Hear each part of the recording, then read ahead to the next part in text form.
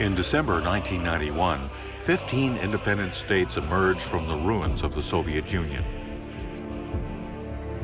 И сегодня меня тревожит потеря нашими людьми гражданства великой страны. Последствия могут оказаться очень тяжелыми для всех. And I was at the time defense minister here in the UK. And I remember some very high-powered American defense chiefs arriving, intelligence experts saying, the most dangerous country in the world is Kazakhstan. The lion's share of the deadly nuclear arsenal of the former USSR is concentrated on the territory of a young independent state, and its future remains unknown. The next thing I started to do was to get intelligence reports about a man I'd never heard of, Mr. Nazarbayev, who was in charge of these nuclear missiles. I could see just from reading the briefings, he was not anybody's stereotype. He was not anybody's copycat. He was an original thinker, an original man. Only the chosen few have the privilege of studying secret materials based on assessments of people from his entourage and representatives of the international political elite who knew him well, plus an analysis of open sources. That's the formula we used in making this film. In the years following independence, Kazakhstan truly makes its mark in modern history, and its leader becomes easily recognizable far beyond the country's borders. However, the official annals hide unique details of important events. One of the most intriguing is President Nazarbayev's decision to build a new capital. Even if you get halfway to achieving a lofty goal, you have to aspire to reach your goals, and that goal was a new capital. While members of the head of state's entourage are mostly bewildered, outside that circle, the news quickly causes a sensation. Journalists accredited in the country are unabashedly critical and predict that foreign diplomats will boycott the move from comfortable and beautiful Almaty to godforsaken Akmola. We did not hear anything about the criticism of the transfer of the capital. On the contrary, the architect Kurokawa thought it was a good idea to move the capital because he believes that it's very important for the development of a young state to have the main city located in a central part of the country.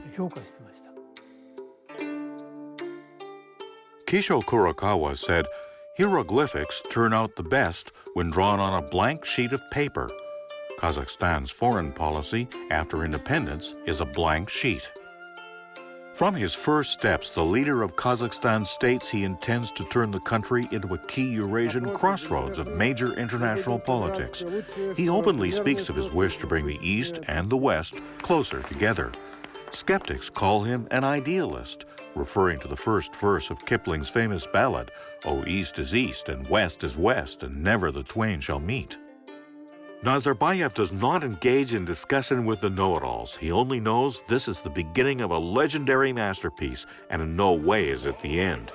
Nazarbayev creates and effectively uses an independent and original set of tools, the group of sages, under his authority. Among the members of this elite club are famous politicians from around the world.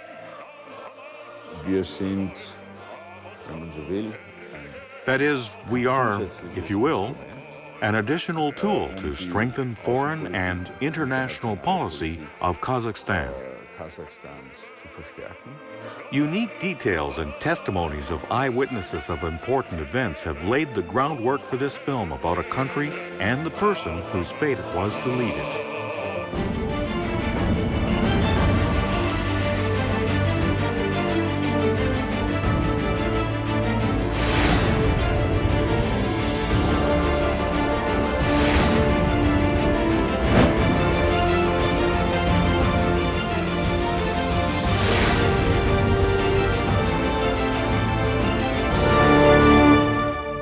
The history of Kazakhstan's independence actually started while the Soviet Union still formally existed.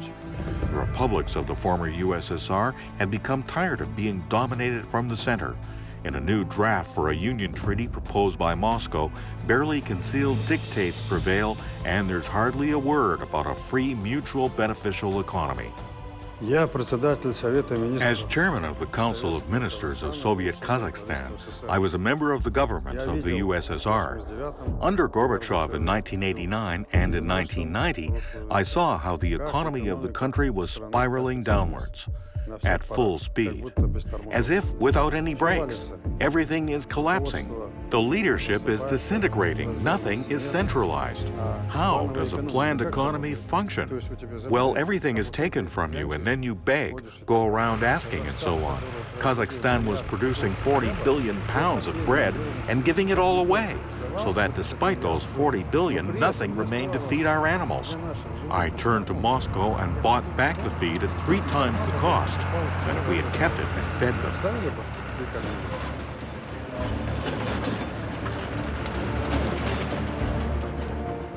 There were arguments in Moscow about whether to increase the cost of bread to 1 ruble. That could have saved the Soviet Union, and they were unable to make a decision. It was terrifying to increase it to 1 ruble, and all of those 5-year plans were a pack of lies. They were never carried out. Conventional wisdom has it that officially the Soviet Union smoothly transitioned into the Commonwealth of Independent States. In actual fact, however, things were not that simple. In the official history, a key moment was lost, namely the story that would answer the question, why did the Commonwealth format come about? And what could have happened had it remained as it was imagined? The leaders of Ukraine, Belarus, and Russia decided to unite under the banner of the Union of Slavic Republics, but they were not quick enough to officially announce that decision. The chronicles have only preserved snippets of this unrealized project. Добрый вечер. Сегодня я специально не стал предварять выпуск анонсом новостей у нас в стране и в мире. Важнейшее из этих новостей – это заявление руководителей 3 славянских республик о судьбе Союза известно, и мы намерены посвятить этому событию практически полностью нашу сегодняшнюю программу. The leader of one of the Central Asian states hears of the project to create a union of Slavic states, and he calls the president of Kazakhstan to join an alternative union. The Summit of Asian States has already been scheduled to take place in one of the capitals. Nazarbayev realizes this would be a time bomb that could lead to every local community creating its own commonwealth based on ethnicity. Nazarbayev asks that his colleague hold off, and he arranges to meet with Gorbachev. The participants in the future Union of Slavic Republics that had been invited by the President of the USSR fear arrest and therefore do not go to Moscow. Я жалею, что не состоялась встреча 4, которая планировалась, на которую дали согласие все главы государств. Жалею. Об этом жалею. Ну что же, события настолько бурно развиваются сейчас в нашей стране. Наверное, надо быть реалистом и надо пытаться из любой ситуации, которая складывается, находить цивилизованные выходы. В общем-то, как это делают во всем цивилизованном мире. Вот я за это. Boris Yeltsin acts as the representative of the Troika. According to Gorbachev's testimony, he requests a guarantee of immunity before attending the meeting. Gorbachev grants him that guarantee, and Yeltsin does show up to the meeting, albeit half an hour late. And I say, listen, what are we doing? First of all, let's recall our human bonds. We were one people. We have friends here and there. We have children studying and relatives living in each other's countries. After all, we have mixed marriages. Let's preserve this Commonwealth of Independent States, so to speak. That's what we called it at first. What was meant was that human ties would be preserved, as would economic ties. A common defense space would be maintained. Foreign policy coordinated. As soon as we did so, it all fell apart. We all went our separate ways. Each one wanted to assert his independence and feared it would be taken away. Перед отлетом в Алмату Назарбаев дал пресс-конференцию для советских и иностранных журналистов. По его словам, подписанное в Минске соглашение было неожиданным как для него, так и для Михаила Горбачева. Вообще, такие вещи, конечно, надо было бы решать согласованно. чтобы заранее республики знали. Парламенты республик, я думаю, выскажутся за ту или другую позицию. Тогда, наверное, встает вопрос о созыве съезда народных депутатов для окончательного решения. Нурсултан Назарбаев назвал пережитком Средневековья любые межгосударственные образования по национально-этническому признаку. Он сказал, что Казахстан за сохранение тесных экономических отношений со всеми республиками. Трудное время можно пережить только сообща. Я в то время... At the time I spoke out, outraged. Gorbachev was furious with me, although we were close. I was also by his side until the end. I remember everything. It all transpired before my very eyes. I read all kinds of memoirs, really utter rubbish. Everyone is trying to make himself look good, but the reality was completely different. It's no use pointing fingers. The Soviet Union crumbled under the weight of its off-kilter economy. That's all there is to it. Nazarbayev refuses Gorbachev's offer to have him become vice president of the Soviet Union. He prefers tackling Kazakhstan's problems to the court intrigues in the Kremlin. On December 21, 1991, the new organization's founding document is signed. It goes down in history as the Alma-Ata Declaration. The official chronicles of those days do not mention the name of the person whose initiative and proposals helped avoid the worst-case scenario. Only the place where it was signed shows that it was thanks to him that potential inter-ethnic strife and its unpredictable consequences are neutralized. Today it's easy to criticize the CIS, but back then, Nazarbayev's timely maneuver helped avoid a catastrophe on post-Soviet space. It saved people from an all-out civil war and its unforeseeable consequences, unlike what was later to happen in the Balkans.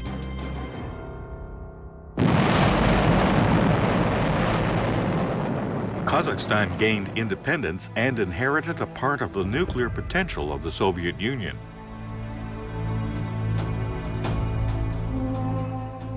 When there's talk of nuclear weapons, the first thing that springs to mind is the potential victims of their possible use and the danger of uncontrolled proliferation of the deadly material. Much less discussed is the latent damage caused by the consequences of nuclear testing for ordinary people living in the area contaminated by radiation. Until 1963, nuclear weapons were tested exclusively in the air and on the earth. That caused irreversible harm to humans and the environment.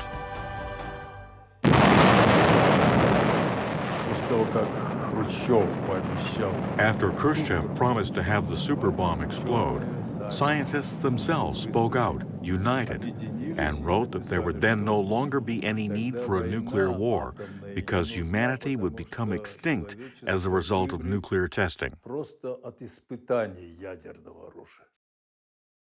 We Kazakhstanis were all overjoyed because since 1949, we had been enduring these explosions.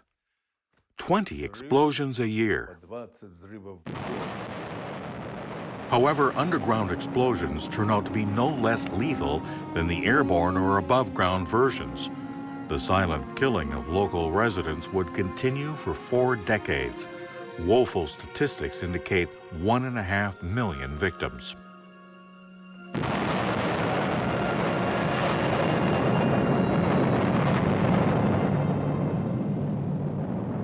In 1989, poet and deputy of the Supreme Soviet of the USSR, Olzha Soleimenov, received a phone call from a military pilot who remained anonymous and reported, "Yesterday, a test was conducted and a radioactive gas was released like a wave over a distance of several kilometers. It headed towards our village. It passed over our village. Yesterday, all our dosimeters are showing levels too high to be recorded. We have children and families here, so we decided to call you." The only problem was that the wind direction was not properly read on that day. It was then that I learned that underground testing was harmful to our health and to nature.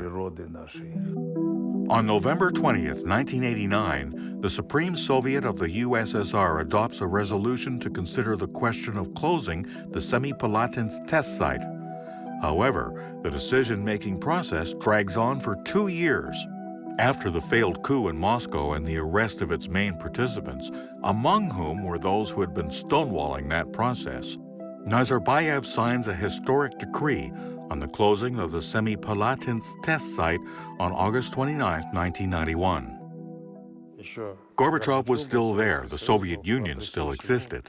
Despite all that, I closed it with a decree. What scandals ensued is another matter. August 29th was the day that the test site was closed, and the UN declared that day as the International Day Against Nuclear Tests. Каирская газета «Аль-Ахрам» в сегодняшнем номере утверждает, что некоторые советские республики, чтобы поправить свое финансовое положение, намерены продать несколько единиц атомного оружия. Даже если такие сообщения окажутся просто слухами, мировому сообществу придется ужесточить контроль над ядерными материалами. Иначе договор о нераспространении ядерного оружия превратится в бесполезную бумажку. The Soviet Union collapsed and there were 110 nuclear missiles known as Satan, 10 warheads on each missile, that is 1,000 warheads aimed at the West. They were on the territory of Kazakhstan. Nuclear bombs, nuclear missile carriers, missiles plus the military nuclear test site, the biggest in the world after Nevada. All of this ended up in our lap. The temptation to keep it all and say, hey, look at us, we are a nuclear power, definitely existed. Kazakhstan finds itself in a very difficult economic situation. Those who've set their sights on the nuclear assets on its territory know this all too well, of course, and they're prepared to provide solid financial support to the young state. There are reports that Kazakhstan has decided to be a nuclear power itself and to keep these nuclear weapons so that it can defend itself.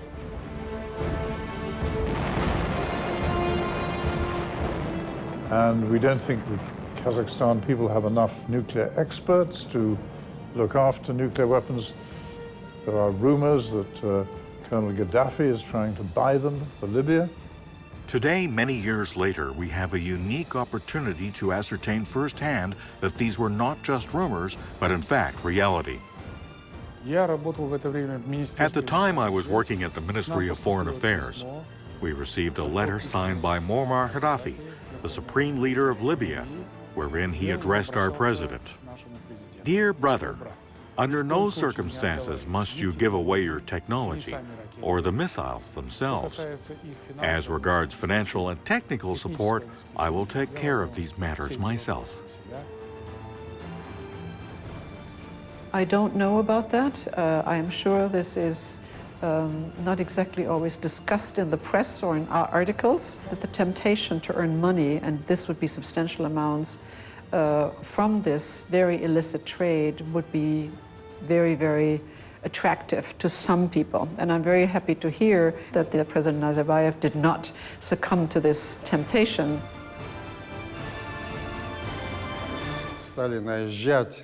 The U.S. Secretary of State, Margaret Thatcher, and European foreign ministers all started ganging up on me, asking, what are you going to do about this? As ambassador, I informed Nazarbayev of China's position that if Kazakhstan were to relinquish the nuclear weapons, then China would assist Kazakhstan on security-related matters. We sent Kazakhstan an official note in which we guaranteed its security. Never in my life have I been a belligerent or bloodthirsty person, or eager to fight with someone. Never. It may be in my nature or my upbringing. That's the first thing. Secondly, I thought to myself, we have just become independent. What do we need? First, we need to be recognized by the entire world. Through that recognition will come investments and technology. Bush Sr. invited me to the United States, and we reached an agreement on a strategic partnership, investment partnership, and energy partnership. that American companies will invest money in Kazakhstan. The issues of the nuclear weapons. For all that, we received approximately $2 billion. That was a huge amount for that time. Many enterprises in the defense industry were transformed and began to manufacture civilian goods. That enabled me to offer some advice to North Korea. So you have 10 bombs. There are now 7,000 such bombs in the world. What will you gain from this? Yet the country is impoverished, is facing sanctions, and no one wants to deal with you. Thus, taking Kazakhstan as an example, we showed that today Kazakhstan perhaps has the greatest amount of investments per capita in the post-Soviet space. Hundreds of billions in investments will not come spontaneously, even if you thrice relinquish nuclear weapons. What you need is to create conditions for investors. The president of Kazakhstan has built an extremely attractive model for foreign capital.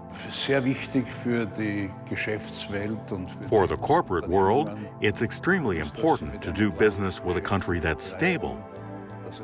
And Kazakhstan is a very stable country. Its store of raw materials is impressive. So Kazakhstan has lined up all the prerequisites for doing business. dass man mit Kasachstan Geschäfte macht.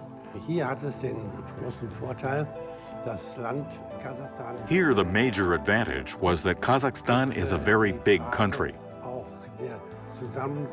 And then arose the question of meeting with investors who come to talk business. Why did they come here? Why are they investing or not? So Nursultan Nazarbayev's idea turned out to be a very good one.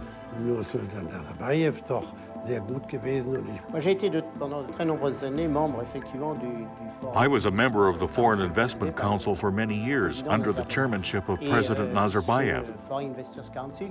And I want to say that the council, which meets twice a year, is run very effectively.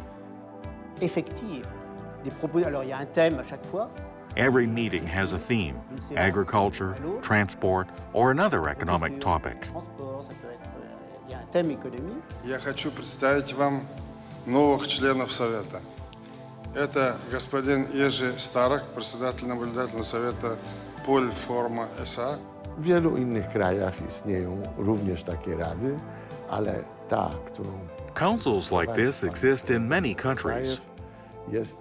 But the one headed by President Nazarbayev is truly unique, because we really like, first and foremost, the president, as well as his administration, that also attends annual meetings, and then throughout the year acts on what has been said. It has a bureau that examines complaints such as significant overpayment of taxes.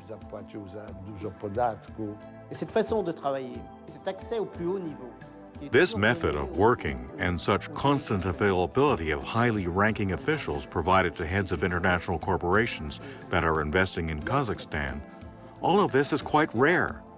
From my vantage point, it's very positive for the country's reputation, and Kazakhstan continues to win the confidence of investors, and that will in turn lead to future investments.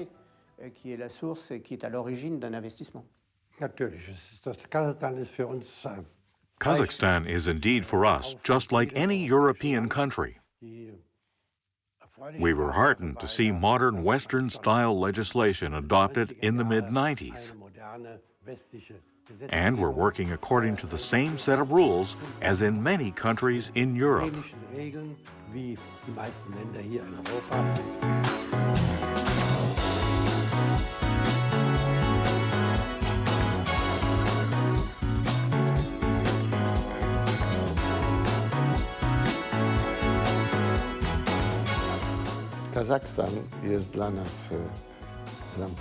Kazakhstan is a springboard for us into neighboring countries, into the Eurasian Economic Union, for which we have high hopes.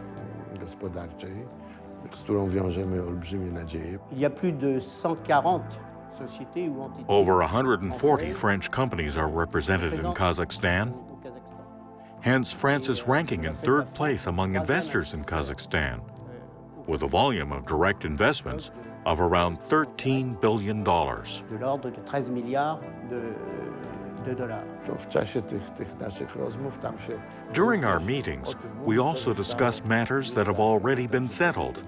This is all very concrete and telling. I always leave these meetings with a feeling of satisfaction that this is a fantastic place. He is a fantastic president. And I'm glad that I have my own business and can do something for Kazakhstan and its people.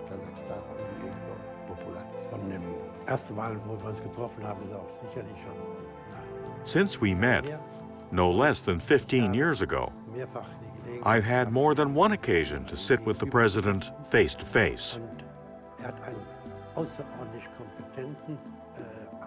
He always comes across as a very competent person who has a great store of professional knowledge, primarily in economics, which is probably the reason why Kazakhstan has enjoyed such strong economic growth. Kazakhstan is a rich country.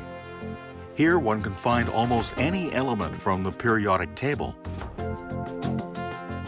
However, it will be no mean feat to turn Kazakhstan into an attractive harbor for investments.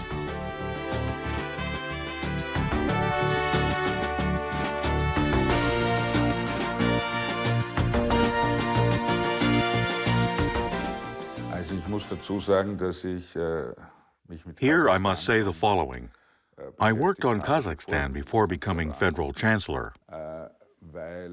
I remember that President Nazarbayev, at the dawn of independence, visited Chancellor Franz Vanitsky. And Austria was one of the first countries to give Kazakhstan credit to support independence. That was something totally new, and no one knew how things would develop. Nevertheless, Austria was willing to support Kazakhstan. From that time on, Austria and Kazakhstan have had close ties.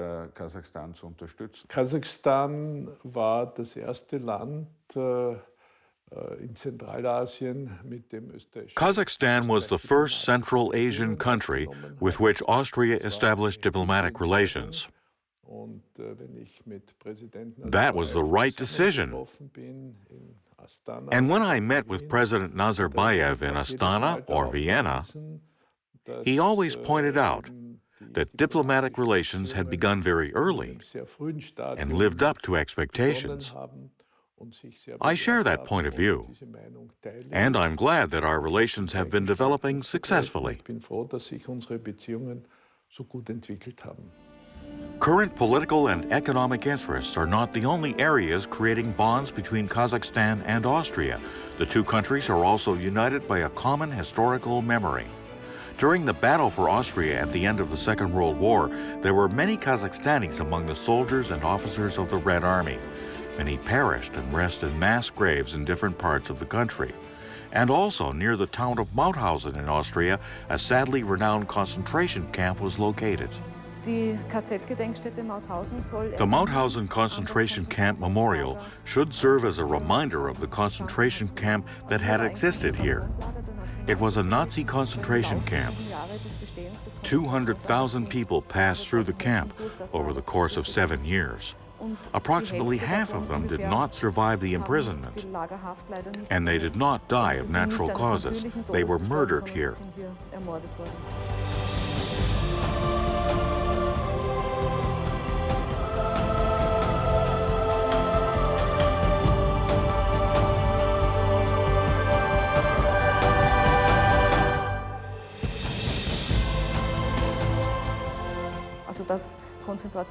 So the concentration camp was a venue for mass murder. Mass murder was arranged and committed by the government. After the war, many countries erected monuments and plaques on the territory of the memorial. There's also a Kazakhstani commemorative plaque.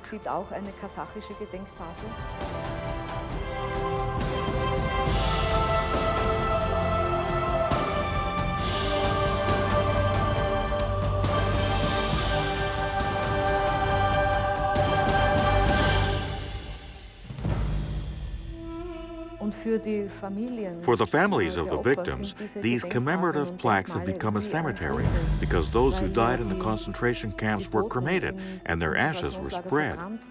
In other words, those people do not have a grave. That's why these plaques are very important to the relatives.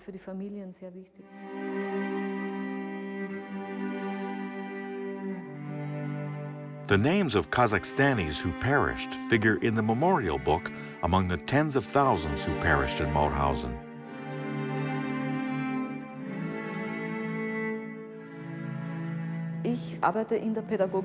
I work as a teacher at the memorial.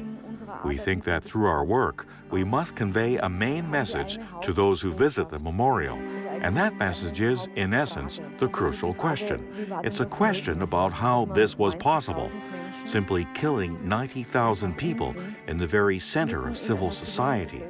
We ask ourselves, what did civil society know about what was happening?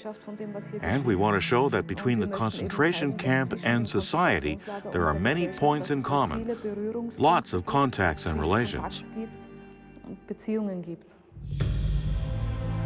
There's also a sad memorial in Kazakhstan. The people who work here share Teresa Stockinger's ideas. Thanks to their efforts, people living today have an opportunity to get a sense of the tragic history of their country and ancestors. It has a memorial book too. Among the hundreds of thousands of different nationalities, there are some Austrians. For instance, there's Anna Puschek. She was a native of Vienna and moved to the USSR in the 1930s. Her fate is one small yet important link to Austria. During the Stalin era, right here on this spot on the outskirts of Astana was situated one of the numerous concentration camps of his machine of repression. The prisoners themselves called it Algiers, the acronym for the official name. The Akmola camp for women high traders was the biggest women's camp during the years of repression. Over 18,000 women passed through this camp, and about 8,000 of them served their complete term. They came from different social classes, but in the main, they were the wives of famous statesmen, political or public figures. The climate is quite harsh in these regions. In the summertime, the temperature rises to 40 degrees, and in the winter it drops to -40. Sandy summer dry hot wind gives way to the steppes winds that chill you to the bone.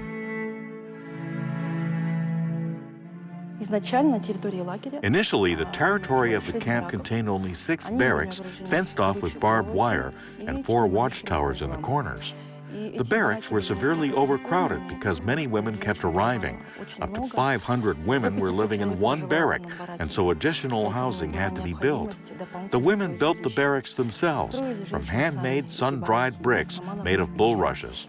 Every day, these poor women were herded to a lake that's well known here, Lake Jelanash.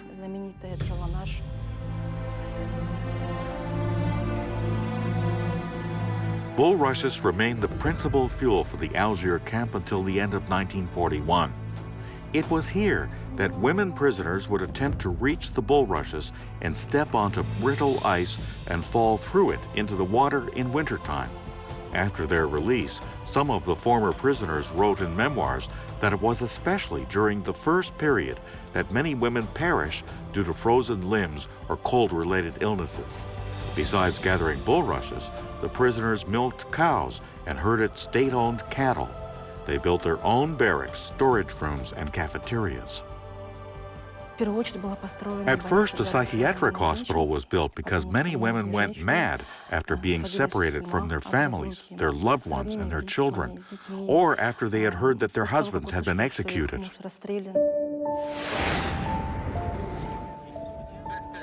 This memorial is unique. There's no other similar testimony to the crimes of the state against its own people on the expanses of the former Soviet Union. It was created upon the initiative of the President of Kazakhstan. And 120,000 of the most educated Kazakhs were purged. They could have been the leaders of the future.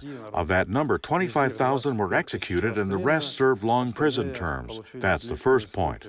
Secondly, during the famine of 1921, 30% of Kazakhs died of starvation.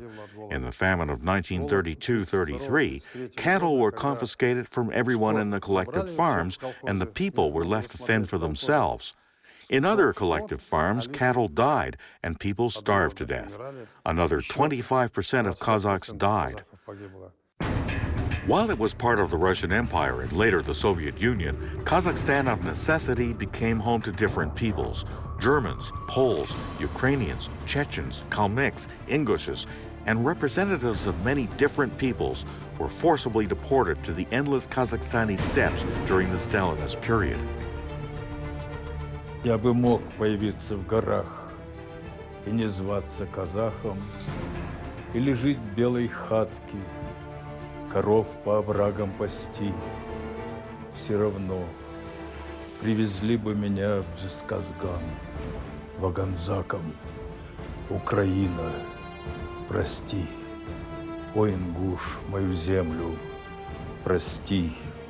Мы твои однолюбы, мы бережем, не глотая, право зубы не стиснуть, не выдержать, право кричать, широтою степи, высотою хребтов Алатау, глубиною морей, глубиною могил, не молчать.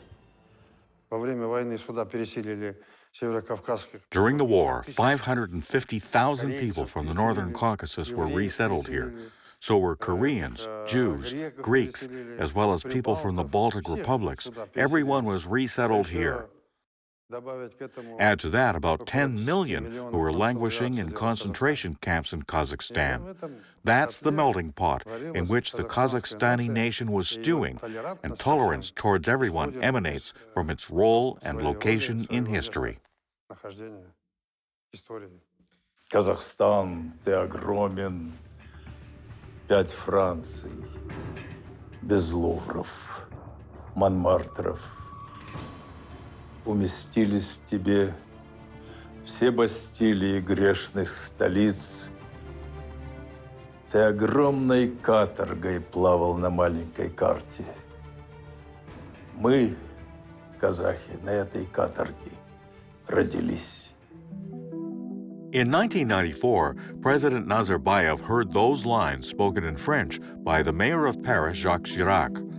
This happened during his first major European tour. The visit of the Kazakhstani leader to Paris lives on in the memory of young European diplomats. Some of them will go on to climb the political Mount Olympus and meet with the president of Kazakhstan years later and many more times. I even got to know him when I was an Austrian diplomat in Paris, when he made his first ever visit to Europe. I heard his speech at the Mairie de Paris and was very, very impressed. I do remember parts of the speech of President Nazarbayev. Can you imagine?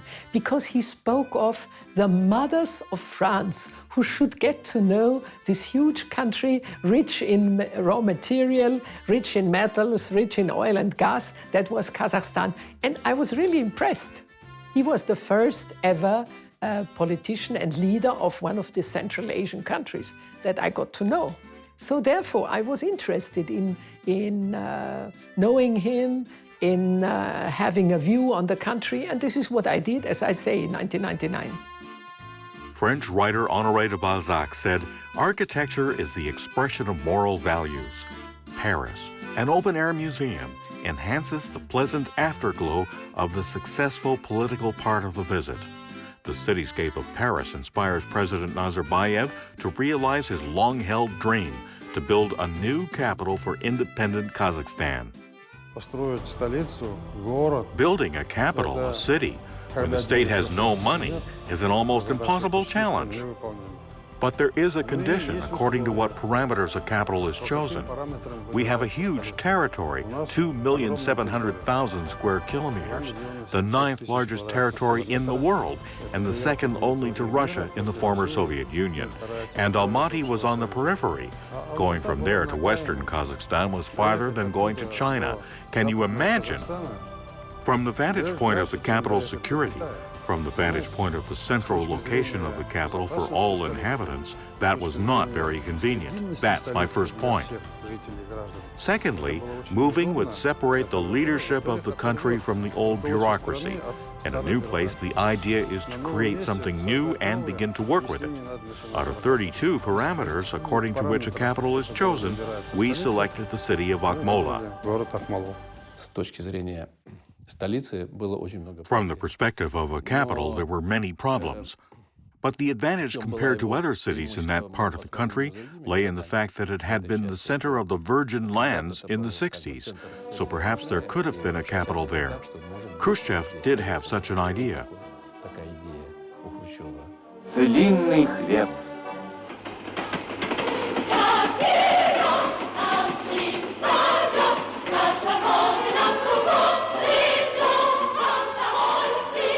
Целиноград – сердце целинного края.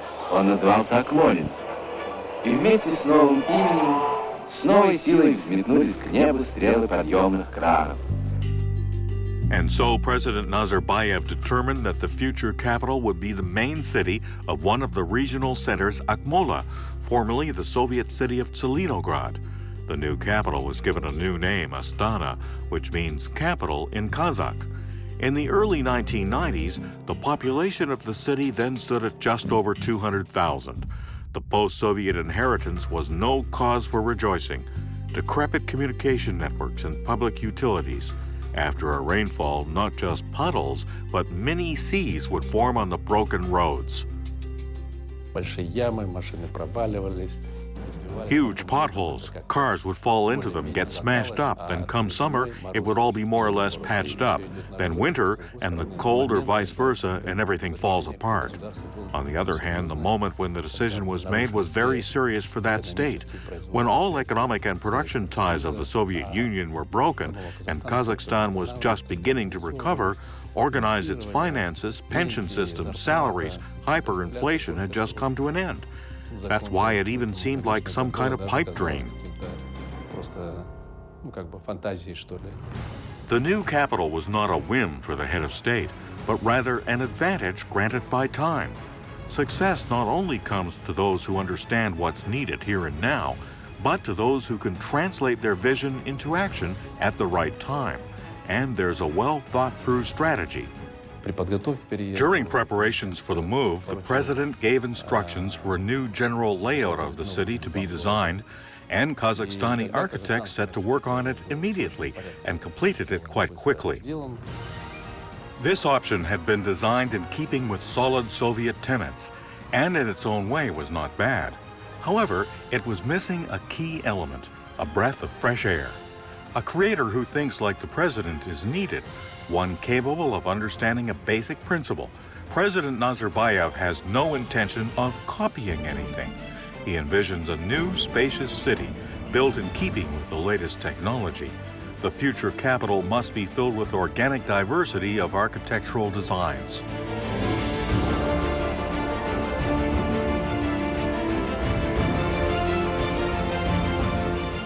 In early 1998, a competition is announced for the master plan of the capital of Kazakhstan.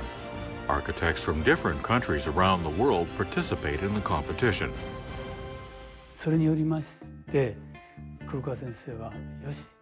Architect Kisho Kurakawa said, "I will take this on." We sent him an entry submission form and received the requisite documentation. Kurakawa sent me on a mission to Astana in July of that same year to study the situation and told me to bring back as much information about the city as possible. Kurakawa envisioned that the master plan would embody his philosophy of the symbiosis of architecture and nature, as well as the idea of metabolism.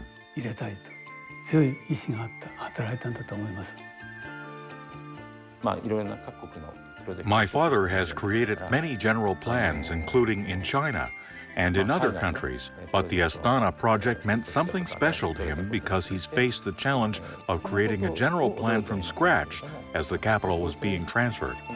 He was delighted to have an opportunity to create a historically significant project. The president often recalls that he had proposed a design whereby the city would be like Beethoven's music, going down, then up in waves, areas with low-rise buildings and green spaces transitioning into big buildings and skyscrapers. In September 1998, Kurokawa is invited to Astana.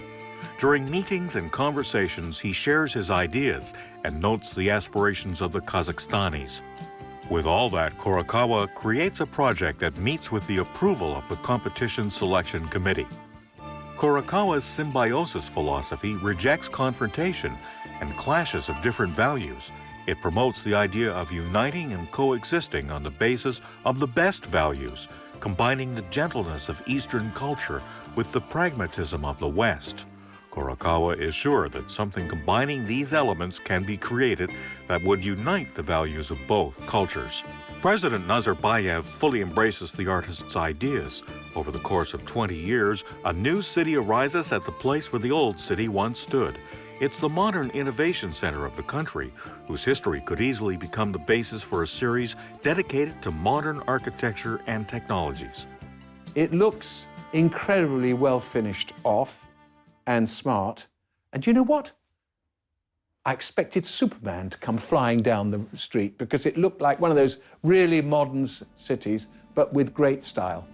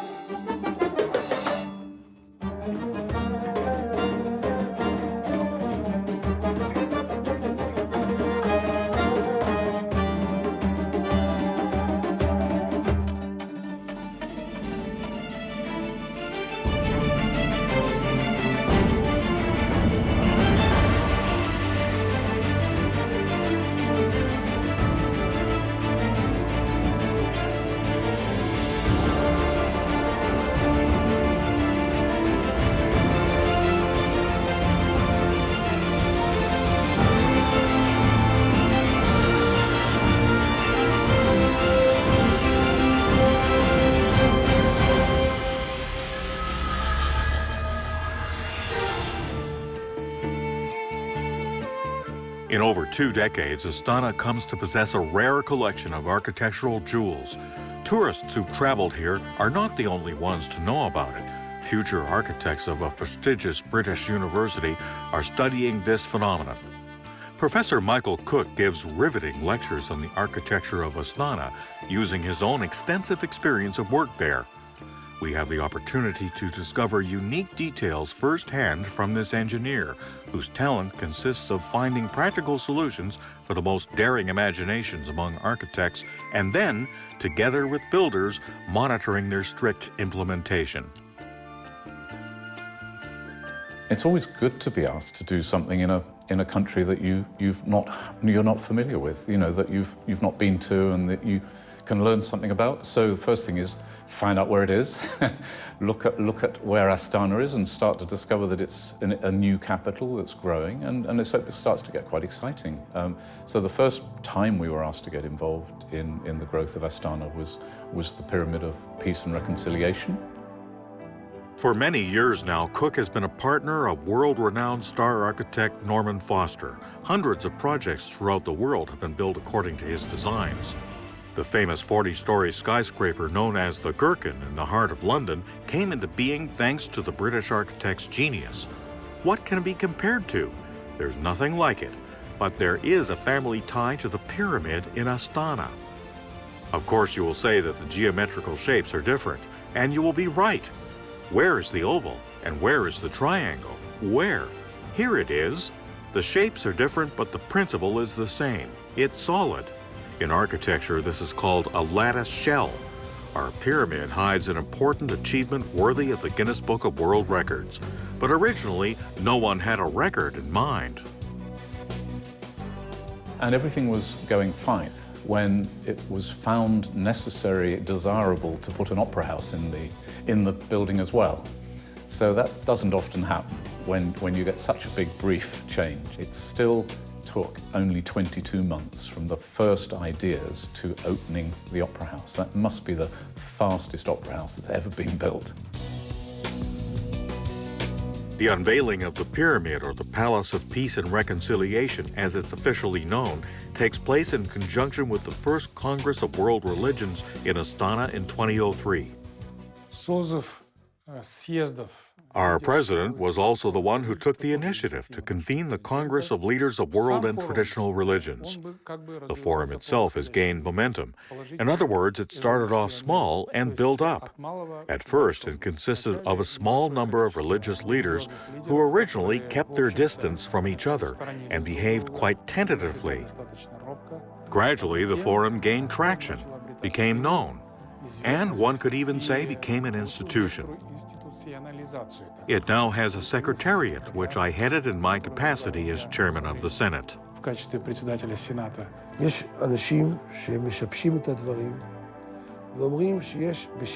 There are people who distort things. Today, in the name of religion, wars are waged and terrorist attacks are carried out in the name of religion. Yet in Kazakhstan, a major forum was held where all the world leaders said that this cannot be in the name of religion. Religion aspires to peace. Religion asks that peace be preserved among all peoples. According to our Judaic tradition, every person is created in God's image, regardless of where people come from Kazakhstan, Israel, or Morocco. Everyone must respect them. President Nursultan Nazarbayev succeeded in influencing not just Kazakhstan, but also world leaders and promoting ideas of peace throughout the world.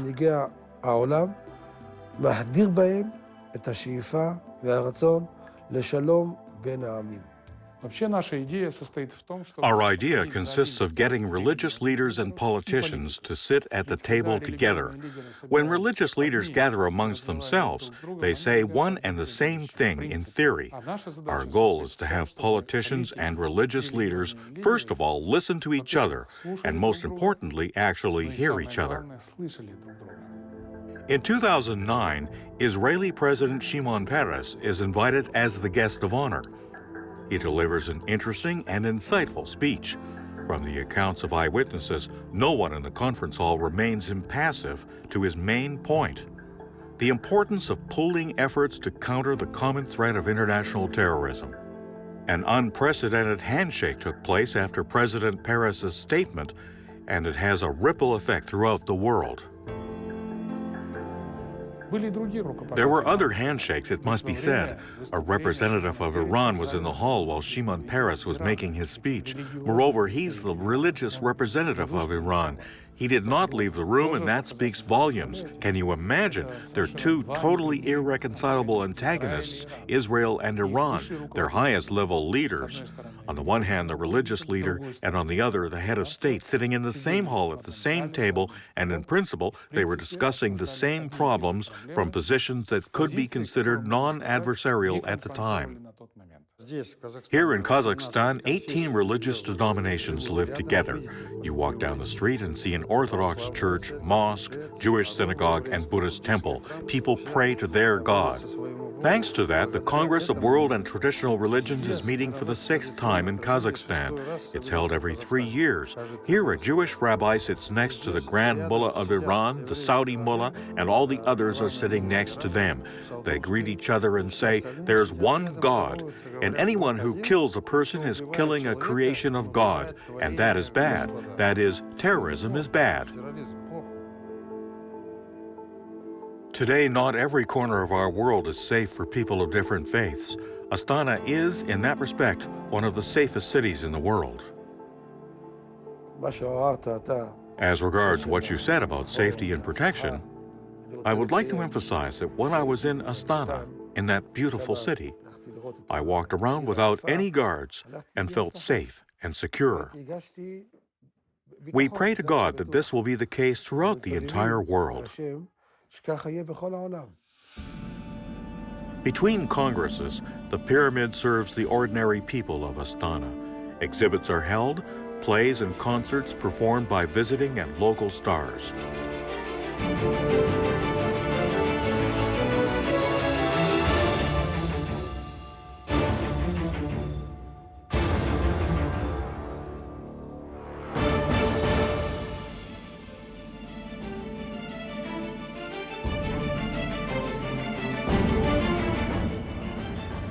British star architect Norman Foster did not even have an outline for his next grandiose project, as was the case with the pyramid. We wanted to create a big open space that was flexible enough to let a lot of different things happen in it. And so there was a big question, an engineering question really, is how would you comfortably, easily engineer a big open space, no columns and things getting in the way of that. And the obvious, most elegant and simplest answer for me that I suggested was a giant tent. We need to build a really big spanning bridge, like in San Francisco, the Golden Gate Bridge that so many people know. We use cables. We hang cables between towers, and they only need to be very thin cables to carry all the weight of the bridge. That's fine, but it doesn't make a building. It's a single line across space. So a three-dimensional suspension bridge. And so we started to think about how would you use cables and a suspension system and make a tent that would provide this entertainment center. And the simplest way to do that was a big central mast that created a big landmark in Astana, from which we could then hang a whole series of lightweight cables down to the ground and create this big volume. It was interesting, when we first started to think about it, the one big idea was the big tent, and that tent was going to go all the way down to the ground, and that made it not just the biggest tent in the world, but twice the biggest tent in the world.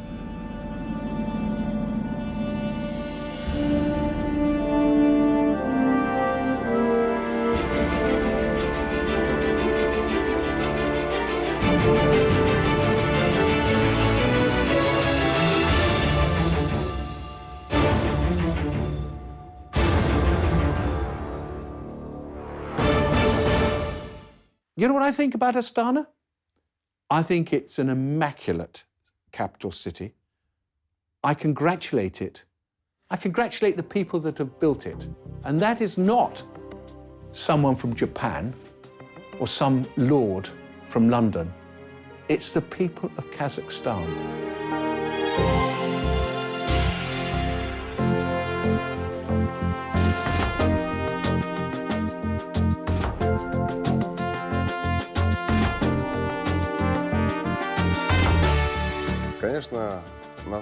Of course, the state spent money on Astana, about 2 trillion tenge, to develop the city. But what is unique about the president's project and the intention behind it? Investments made by the state have come back twofold in the form of taxes. It's hard to imagine today that where the glittering capital of Kazakhstan now stands, there was once a provincial town completely surrounded by the boundless steppe. President Nazarbayev shares for the first time with his closest associates his idea to establish a new capital in 1994. That was a time when other major projects were initiated. And in 1994, speaking at Moscow State University, I proposed founding a Eurasian Economic Union and outlined my vision of it. Я хочу вам сказать, что вы первый политик, с которым я согласна с каждым словом. И, может быть, я еще пересмотрю свой взгляд на политику после сегодняшнего дня. И еще хочу сказать, что спасибо вам большое, как лингвист и как языковед. Я хочу вас поблагодарить за слова о русском языке. Давайте мы в качестве иностранного языка ведем казахский как символ нашей дружбы и равенства. Yeltsin had promised to support me, but he did not say a single word. Neither did the Russian press, with the exception of a Russian independent newspaper that published my whole speech. Two important events totally independent of one another coincide.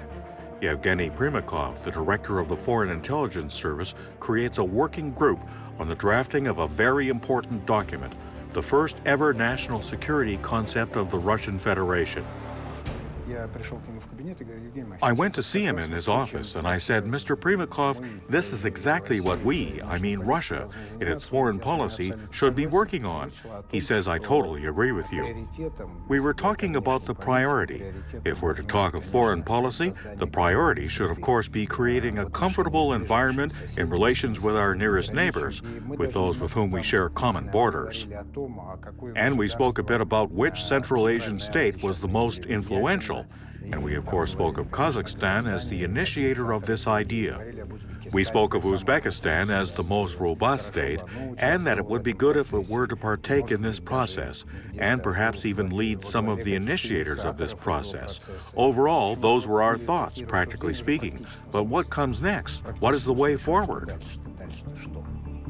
Despite the high level of interest in the project, it would take some time not to merely coordinate real cooperation, but also to begin creating practical integration instruments. Along with assertions, ideas about integration, about finding, let's say, an area of cooperation, and to somehow restore economic ties or maintain them. There were also other things said, that we had just freed ourselves from those shackles. I remember that expression, we must throw them off, we are fine, we are self-sufficient, let them live as they like, etc. That is not right in general, and history has already borne this out. The certainty of the initiators in their decisions is reinforced by the lack of alternative solutions for Kazakhstan. Reasonable minds in Moscow are trying to redress the stalemate. Idealists are recalling the idea of good neighborly relations, and pragmatics are warning that Kazakhstan is going to build its own energy installations. Logic and arguments did not work back in those days. Although one cannot say that any sanctions had been imposed, the economic crisis laden by the indifference of its neighbors left Kazakhstan with just one choice: to create its own infrastructure, and major construction begins on all fronts. And each time a certain stage is reached, whether it's in the energy sector, the transport system, or in yet some other field where Kazakhstan had been dependent in the recent past, articles would appear in the Russian press about Kazakhstan's aspiration to forget about friendship and break away from Russia. That was totally disconnected from reality, and nothing ever goes further than those words, because the next step could have required facts, and the facts prove the contrary. However, the authors of the articles do not bother carrying out a cause and effect analysis. Their product is likely targeting domestic Russian TV and radio audiences. The Northern Caspian pipeline headed toward Novorossiysk was the main topic of conversation, but it was not getting anywhere.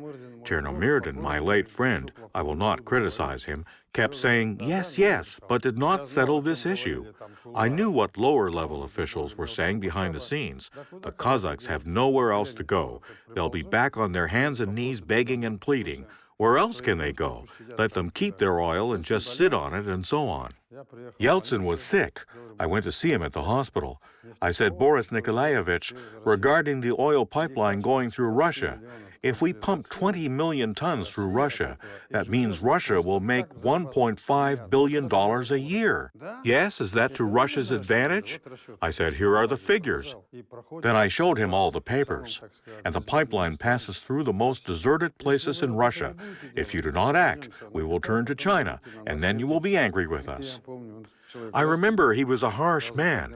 He immediately grabbed the phone. Mr. Chernomyrdin, this is advantageous to Russia. I don't know what they were talking about. Come on, resolve the matter. Сегодняшний день показал, что у нас огромный потенциал, над которым мы работаем, неиспользованные возможности, которые мы не используем. And we built a pipeline through the northern Caspian to Novorossiysk, and from there, it's loaded onto tankers and transported all over the world. Sometime later, new people become involved in the integration project, and cooperation resumes. I became involved in the process, or I think it would be more accurate to say that I was made to be part of the process. In late 2001, I received an offer. How about heading the Secretariat of the Eurasian Economic Community? And going forward, we maintained close contact, including with Kazakhstan, and perhaps first and foremost, because the headquarters of the EURASS was located in Moscow and Almaty. Well, when I went there for the first time, I was immediately invited to go and meet with the president. I met with him, and it seemed to me that we quickly found common ground. Я думаю, что да, потому что тогда будет или кто-то против, или кто-то воздержался, нас пресса потом замучает. Я прошу выразить свое отношение поднятием правой руки. Кто за? От него исходили все время инициативы. He was always coming up with initiatives, you see. That's the first point. And secondly, he quickly grasped what was of interest to him and would get the work started right away. That is good. When we saw that there's only fluff coming out of the CIS, nothing is working, we agreed. Let's have Russia, Kazakhstan, and Belarus create a Eurasian economic community. Not just a union, but an economic one. There was no need to add politics to it. That will only spoil everything for us. That's how on June 29, 2014, here in Astana, we signed a treaty for the creation of the Eurasian Economic Community. We all see the benefit from it. No customs control, people, goods, and capital can move freely. Manpower can move freely. It became easier to breathe. President Nazarbayev became known for turning his words into deeds, and a sincere interest in moving things ahead fueled his actions. And that's how it was from the outset. Grew up in the generation that I grew up in when you didn't watch television because it wasn't there. You read books. So he's a man who came from a nomadic background where he didn't even know really where he was born, in fact. So this humble nomadic background. But if you start to understand the strengths of the nomad people, you see what enormous strengths they can be in a political career. I was born, grew up in a very simple peasant family.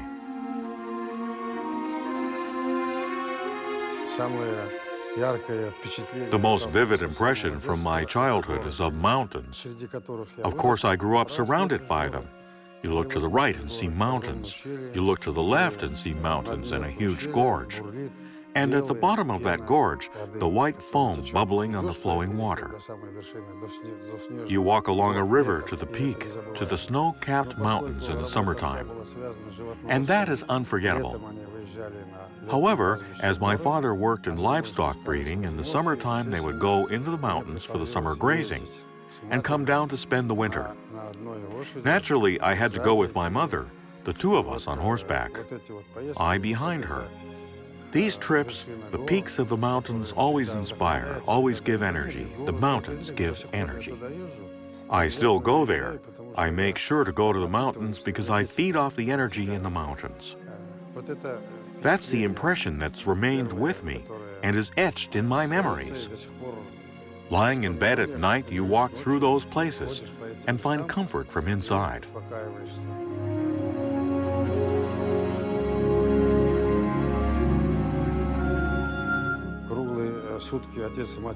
My mother and father worked around the clock. For a day's work, they were given a few bags of wheat if the harvest was good. We were fed entirely with what we grew in the garden. And we had an orchard in our small holding, an apple orchard that my father loved, surrounded our home. Those apples were stored in cellars, and in the spring they were sold at the market. That meant money for us and so forth. That's how we lived. And those apple orchards now in the spring, when in Almaty the apple trees blossom, everything around is gleaming white. I make a point of going there. It's left a lasting impression etched in my memory that still keeps me going. It was difficult for everyone. I was not an only child. There were 3 other children, and also my mother's niece and our grandmother. My father's brother's family was quite large. We did not have enough of anything, but they attached a lot of importance to my education. Any rural child would come home after school, throw their school bag and start working. And that's what I did, but I was studious. I was an honor student at all levels. I was always first, and then life turned out in such a way that I did not want to be second. So there you have it. My childhood was composed of these semi-romantic impressions. It was a hard, half-starved, ragged childhood. We had no decent clothes, but it was a happy one. And after all, I'm a dreamer by nature. Yes, I'd felt since childhood that something great awaits me, and that feeling always stayed with me. I don't even understand where it came from. I had a grandmother, and she really loved me and would sometimes tell me what she had dreamed of. She dreamed that I was on a white stallion climbing a mountain. I stopped midway up the mountain, and she cried out to me, "Don't stop, go on, go to the summit." I continued on. And she concluded, "That will be your future. You will reach the summit." Somehow that planted a seed, a desire to make that happen. I think that it's wonderful. Something is driving you on, a great feeling, a great dream of something bigger. It was later that I realized that eagles and reptiles can also reach summits of power. As a student at the Polytechnic Institute, I would sometimes look at my reflection in the mirror while washing my face and would say to myself, "You must do something for your people." That's what I would say to myself. I've never told anyone this. Today is the first time that I've ever talked about it. A successful politician should have a broad range of instruments and skills. With his many years in high-level politics, President Nazarbayev mastered many of these, and alongside the more traditional ones, he also has a few original instruments, one of which he uses with great pleasure. Every people has its musical instruments, and the Kazakhs have a dombra. You come home in the evening, you pick it up, begin plucking the strings, and all your troubles fade away. Some warm memories come to mind. That's why I like it. I like people who can play the dombra well. I love music in general.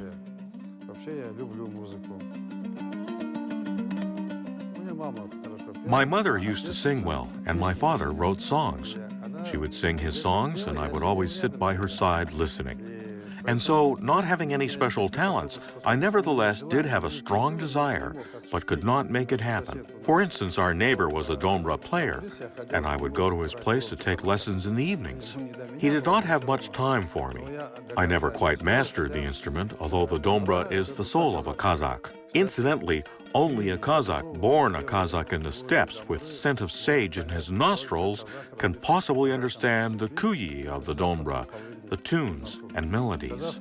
In a Kazakh song, you need to listen to the lyrics, not the melody. The lyrics have a great significance. That's why since childhood, I've had this feeling. But I, of course, did not become a professional musician, as you know. I have taken another road.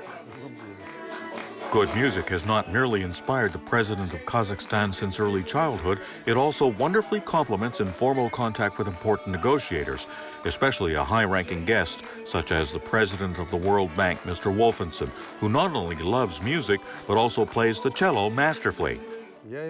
I hummed him the tune so he could pick it up, and then he tried to pick it up, and I sang.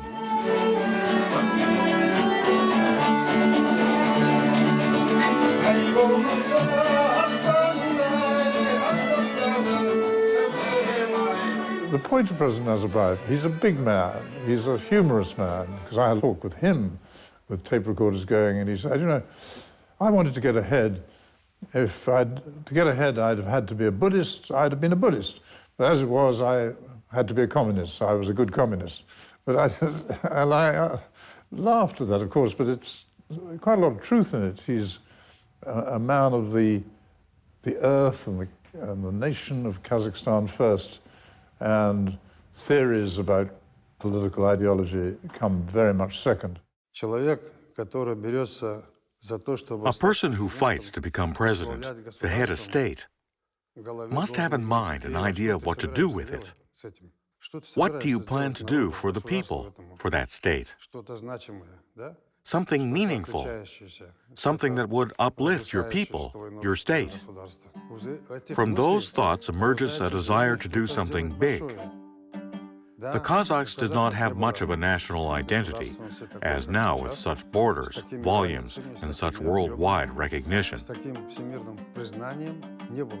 Allah helped me put Kazakhstan on the world map, where it had not yet figured.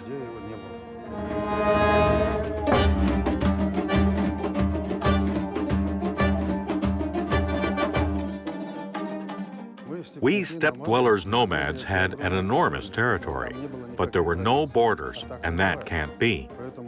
Therefore, we could not very well declare independence and not delineate the border. Otherwise, it could not be considered a state. That's why this became the top priority after declaring independence of Kazakhstan.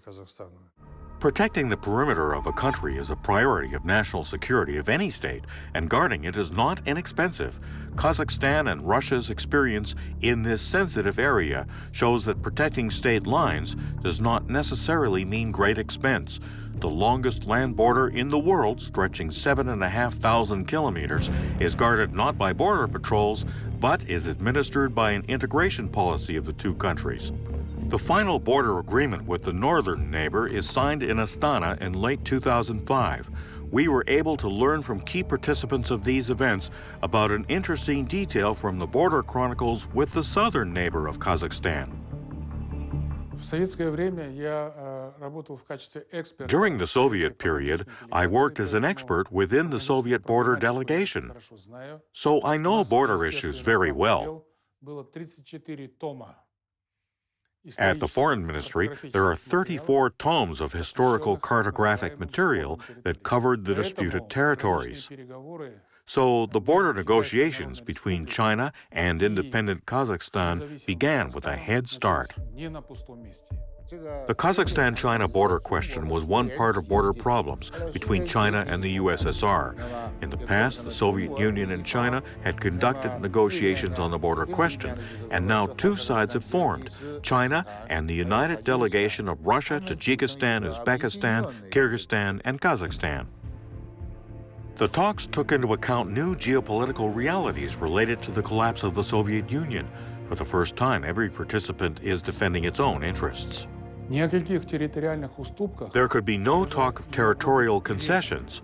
We had painstakingly examined all the historical material, literally covering every kilometer of the border, in order to eschew any slipping down the slope of land grabs. I'm not saying it could have happened in the future, but God helps those who help themselves, all the more so when we're talking about borders. Both sides are interested in the geological data of the disputed territories and in whether they contain natural resources. The considerable meticulous work results in the signing of the first border treaty with China in Almaty in April of 1994. Nonetheless, there remain two disputed areas.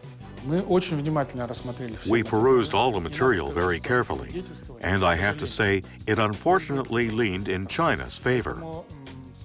That's why it was complicated, and the matter was being handled at the highest level when the president of Kazakhstan asked the chairman of the People's Republic of China, Jiang Zemin, to consider Kazakhstan's position in a positive light. Мы с Путиным взяли Джек совсем очень-очень красивое место. Надо сказать, что Jiang Zemin... I have to say that Jiang Zemin was in quite a positive frame of mind. He's a person from the Soviet period, if I may say so. In his time, he worked at the Gorkovsky car factory. He speaks Russian fluently.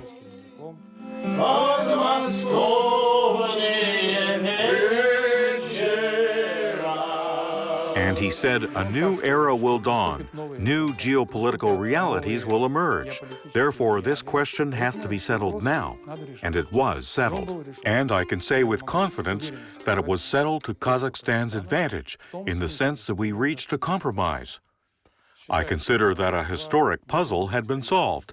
The common border with China was first delineated and then demarcated. Border markers were set up along the entire length of the border. Resolving complex political challenges with the help of compromise becomes the signature of Kazakhstan's foreign policy. 3 decades of independence would see quite a few such compromises. A vivid example is the OSCE summit in the capital of Kazakhstan in 2010.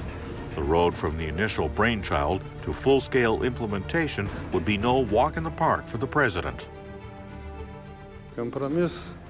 Compromise is a diplomatic term. That is, you have to make concessions, and finally you reach a consensus. The question of holding an OSCE summit in Astana was epic.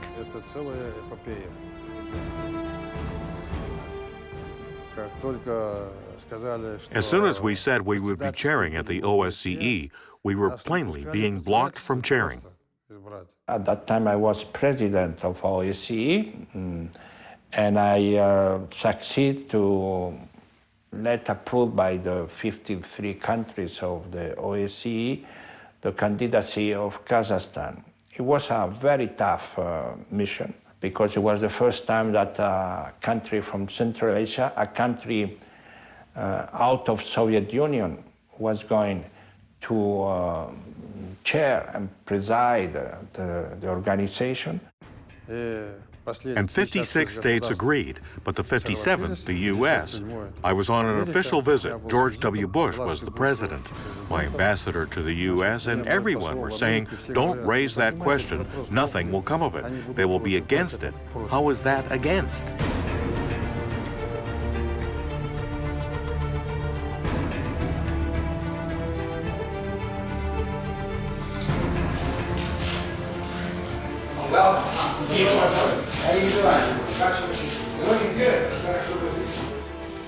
I entered the Oval Office, George W. Bush, Condoleezza Rice, and we talked, and we reached an agreement. I said, Mr. President, if you call me a friend, then that means Kazakhstan is also a friend of America. So then why are 56 states in favor, but only America is against Kazakhstan chairing the OSCE? He immediately turns to Condoleezza, who was Secretary of State. He says, Condi, what have we got? What's going on? She was opposed to all of this, as if they wanted to let another take the chairmanship. She started saying, Mr. President, you will be scrutinized. Human rights there, this and that, from every angle. Why get yourself into that? I say, Mr. President, you support me, and I will deal with this matter. Okay, so we agreed on 2010. I started thrashing out the matter so that we could host the summit.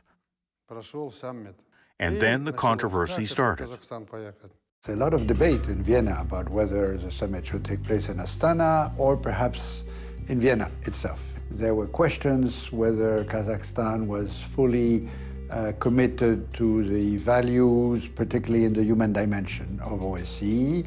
So we worked together in order to demonstrate that, of course, human rights cause and human rights fight is a permanent fight. But you have to take it into context, how Kazakhstan has been implementing the commitments, how they have been changing policies, how they are approving rules and procedure in order to guarantee respect of human rights and rule of law. And of course, not a single country can be considered perfect. And you have to take into account where they started. There was much more goodwill from many participants in the OSCE process to make it a success, in particular on the side of the Russian Federation. You have to remember that the Kazakh chairmanship took place after the events in Georgia in 2008, during a period where there was a lot of tension already between Russia and some of its Western partners. Sarkozy supported me. He has earned my respect. Why not, he says. We should hold it in Kazakhstan. And then Merkel followed suit. I had a great friendship with King Juan Carlos. And in Madrid, a meeting was taking place where they were to decide where it would be held. Well, he said, listen, it's probably going to be difficult. We're on the telephone late at night. The king calls me at 1:30 in the morning and says, congratulations, we've just made a decision. Late at night. This is a historical fact, isn't it?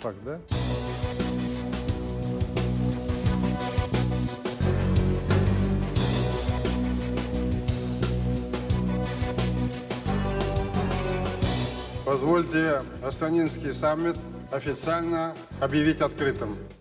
Ich habe auch die Konferenz in guter Erinnerung. Ich weiß noch, dass ich als Vertreter Österreichs gesessen bin zwischen dem Präsidenten von Aserbaidschan. I remember that conference very well, because as the representative of Austria, I was sitting between Azerbaijan and Armenia, who are hardly friends. When one of them spoke, the other would leave the conference room for a while.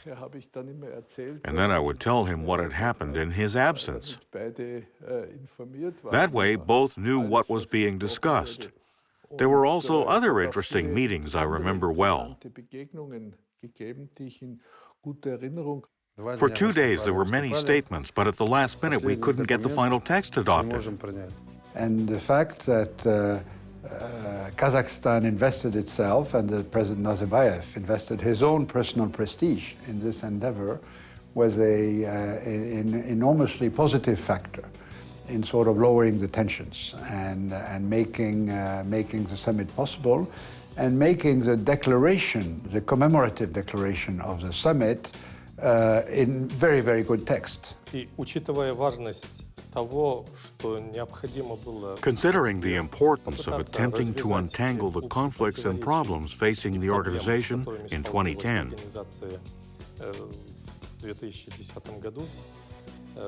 our president wanted the outcome document to reflect a vision common to all the heads of state and governments of the OSCE members. A vision of the importance of creating a free, democratic, common, and indivisible community of Euro-Atlantic and Eurasian security. We agreed to it with everyone. We found a consensus, but Azerbaijan and Armenia dug their heels in.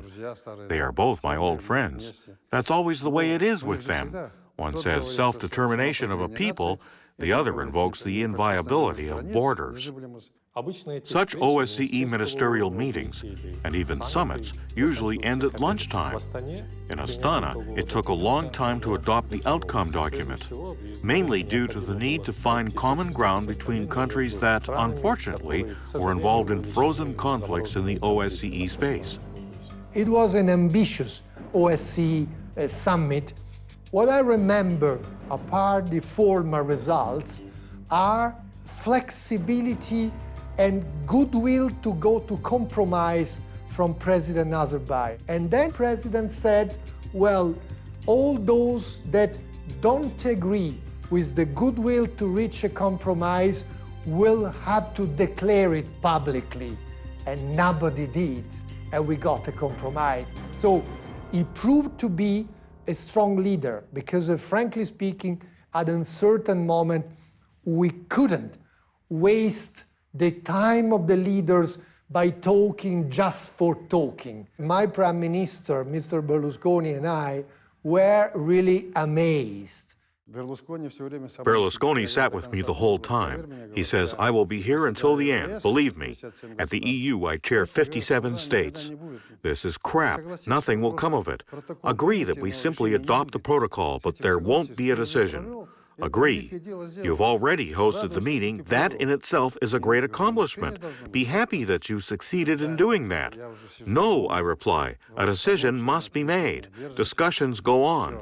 I'm at home at 2 in the morning. We're all waiting by the phone, all of us. From home, I call Sarkisian and I say, listen, Serge, you decided to let me down over one word. How then can you call yourself a friend? He replies, well, okay. If Ilkham agrees, I will agree. I call the president of Azerbaijan and say, you should not get up in such circumstances. Did the other one agree? He agreed. And I quickly went to the palace and gathered everyone. I say, everyone agrees. A consensus has been reached. I gavelled it through and settled the issue, but it was complicated. But I must say my strongest memory of him is the press conference which he gave after the end of the summit.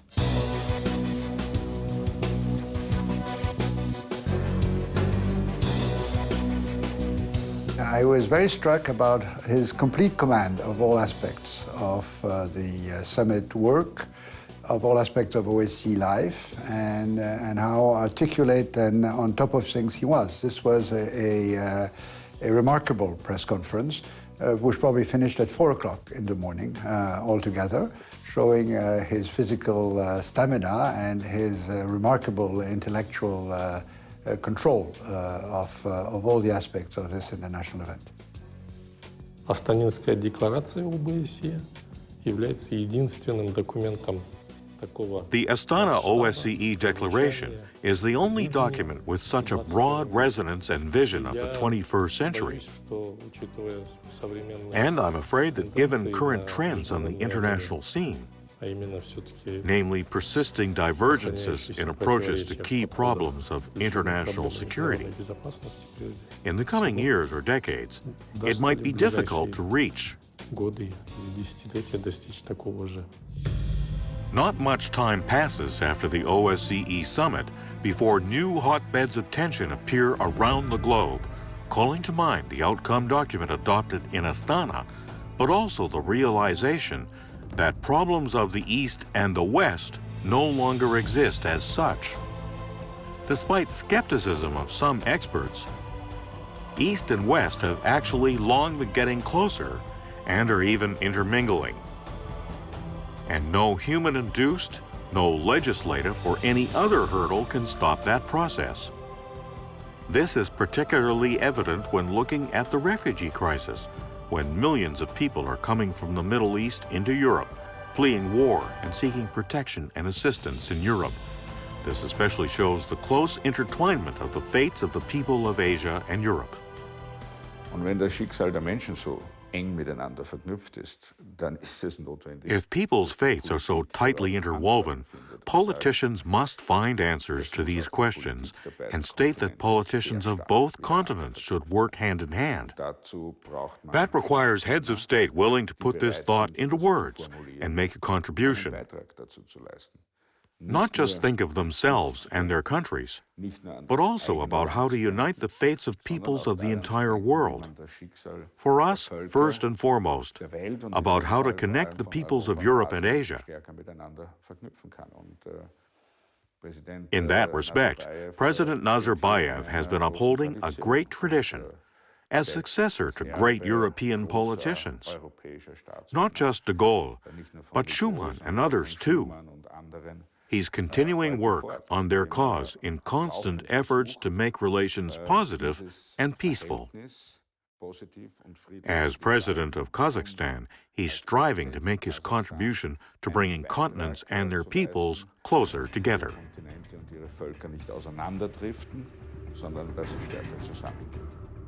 Today, Kazakhstan is widely sought after at the forefront of the international scene. It's actively partaking in all kinds of different processes. One of the most important is the attempt to find a peaceful settlement to the Syrian crisis. It was just after the end of the terrible battle for Aleppo. was that took place just before Christmas.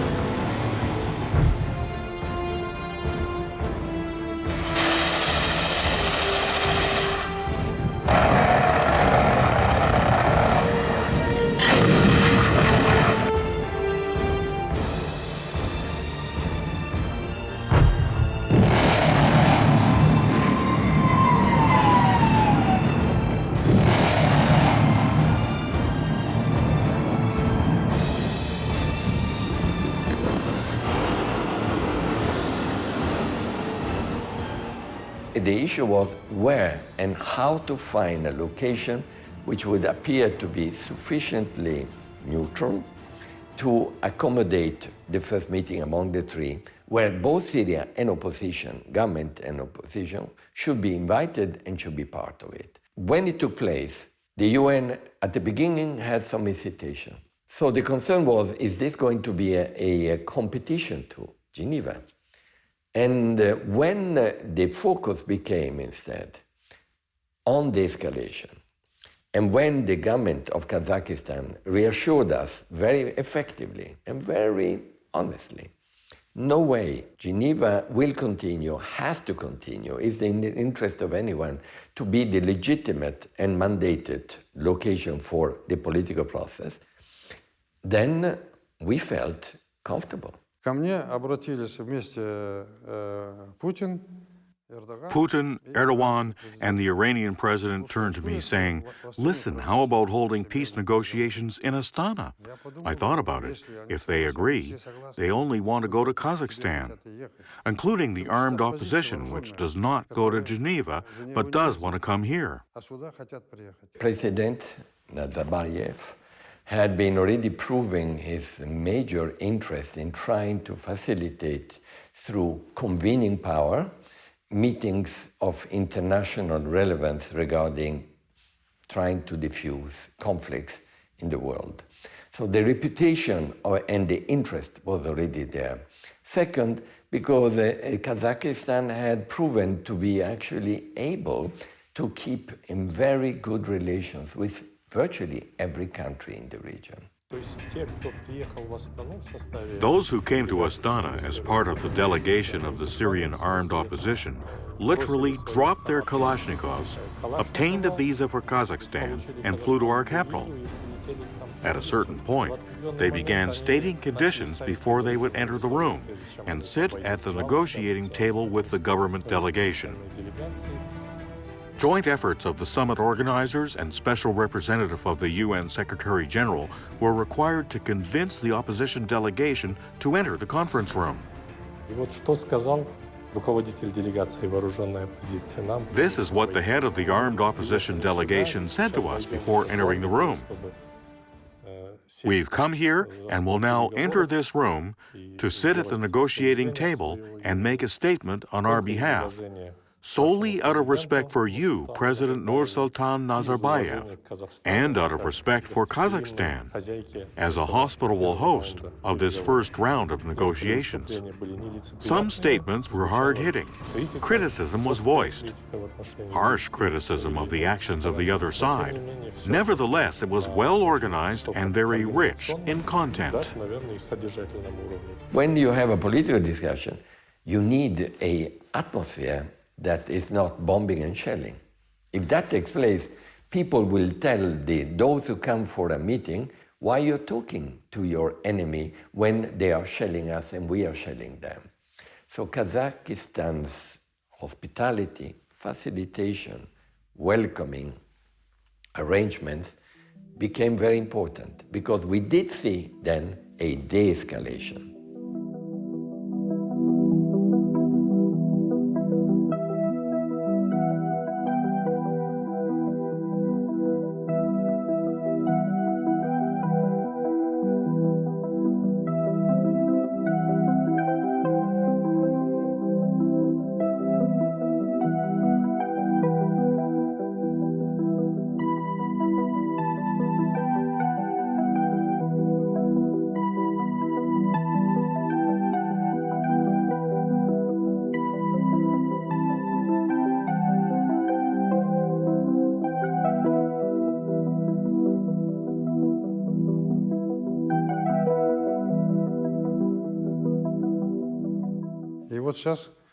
And now the 9th round of negotiations has taken place and was very successful. Thanks to Astana, the war was halted, firing stopped. Then subsequent processes have ensued. Kazakhstan can be proud that we inspire trust in all countries. Everyone feels at ease with Astana as a platform. We do not feel any animosity, hatred, or anything towards anyone. I was impressed by how focused he was on the issue I'm involved in, on Syria, and how determined he was in trying to make sure that the UN has a better chance of finding an overall solution. But I can make a judgment about the evidence I'm seeing. The Astana meetings were extremely well organized. They were I never had a feeling of interference or pressure, and I think this can be applied to anyone. And the fact that Kazakhstan is now a non-permanent member of the Security Council, I think is evidence of the trust that many countries have in it. With regard to current conflicts, especially on the territory of the former Soviet Union, and first and foremost the conflict surrounding Ukraine, we're very troubled.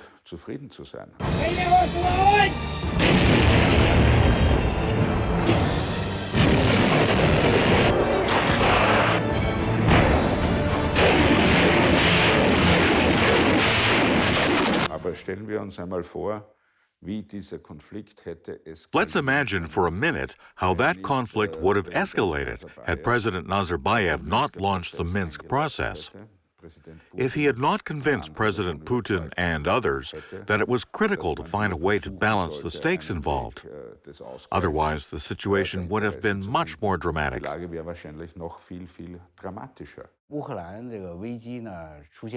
After the Ukrainian crisis had started, I went to Russia, Ukraine, and Kazakhstan on business. What struck me most was meeting Nazarbayev when he returned from having checked the regions, and we discussed the Ukrainian crisis in depth.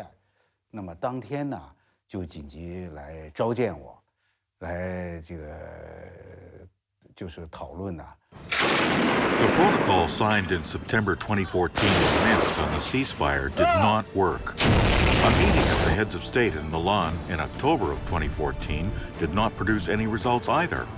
Hostilities persisted in Ukraine. The European media announced the sensation 4 months later.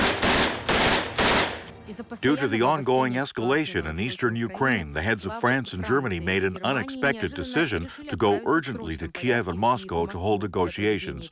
Angela Merkel and François Hollande will already be arriving in Ukraine today. After Kiev, Angela Merkel and François Hollande head to Moscow. According to reports, Russian President Vladimir Putin will meet with them in the Kremlin to discuss an immediate resolution on Ukraine. News of the trip broke literally a day before their arrival. Hollande and Merkel announced they had a peace plan that would accommodate all sides. This visit indeed came unexpectedly for many, but in fact, it had been planned ahead of time. The conflict between Russia and Ukraine has troubled me deeply. I studied in Ukraine. I have a good understanding of Ukraine's economy. There's significant metallurgy in that country. I visited all of its factories. I know the people. How could Russia pick a fight with Ukraine? It was precisely then that Hollande had come for a visit. He made arrangements with everyone. I said, let's meet in Kiev. Putin and I agreed he would make a stop in Moscow on his way to Paris. It seems they even met at the airport. At the end of December 2014, the president of Kazakhstan made a visit to Kiev. The official pretext was the 20th anniversary of the signing of the Treaty of Friendship between Kazakhstan and Ukraine.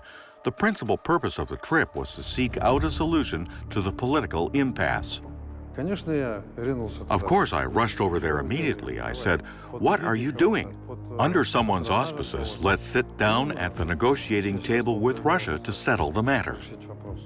Я чувствую, что позиция поддержки Украины – это совершенно искренняя позиция президента Республики Казахстан и казахского народа. Нурсултан Абишевич, я искренне благодарен вам за это от имени Украины. Я как человек, как на Востоке говорят, старший по возрасту и политическому стажу, обращаюсь и к России, и к Украине, думать над тем, чтобы найти компромисс совместный, чтобы выйти из этих условий, сохранив территориальную целостность Украины и сблизив позиции, которые есть, потому что эта ситуация нонсенс, она ненормальная. Following the discussion with the Ukrainian president, Nazarbayev flew to Moscow. Уважаемый Александр Андреевич, очень рад вас видеть в поздний час, но, по-моему, не страшно, будет возможность поговорить не спеша. Знаю, что вы приехали к нам через Киев, будет возможность рассказать о встрече в украинской столице. President Nazarbayev expressed willingness to provide a platform for peace negotiations, the capital of Kazakhstan. The meeting of heads of state was scheduled for January 2015 in Astana. However, it never took place. The official reason was an escalation of tension. There's also another version. Some thought it inappropriate to transfer the resolution of an exclusively European problem to Asia. Who said that the solution to the problem should necessarily come from a street adjacent to the hostilities? And if we're talking about the fate of ordinary people who have unwittingly become hostages to a war, there's no room for absurd egos or for a monopoly over a peaceful solution. I never considered the venue Astana or Minsk to be of any consequence. However, what did count was that it take place. That's why the Minsk process was formed, an understanding reached, yet it's still hobbling, stumbling, but it's still on. This was one more example of how it's not necessary to be a superpower with tens of thousands of nuclear warheads in order to make a meaningful contribution to peace building. Nazarbayev has a strategic vision of the situation, and he understands the reasons for the fall of the regime and its change in Ukraine. Clearly, the crisis has arisen for numerous reasons, and not solely due to an internal factor, but also an external one. Nazarbayev is a troubleshooter. He's able to adapt to the international situation, make the right choice, and protect the independence, freedom, and democracy of his state. He is a very, very intelligent and particularly far-looking person. And this is not always so clear with other politicians. I would say that indeed Mr. Nazarbayev tries and has tried to come much closer to Europe. That's true. I mean, we have this very interesting cooperation and partnership agreement that I initiated negotiating with him, but then was even enhanced to a very strong agreement. And I think we have to go on in this way. So maybe the words of de Gaulle and Nazarbayev were not so far away. But I think what the president did was very important, because before, Central Asia was not really known to anybody except far away in the history, no? Spain is the first country from the European Union with which Kazakhstan signs a treaty on strategic partnership. Thus, the leader of Kazakhstan is carving out a window to Europe from the westernmost edge of the European continent heading inwards, and not the reverse, like Russian Emperor Peter the Great. It is the beginning of a broad-based infrastructure for dialogue between the East and the West.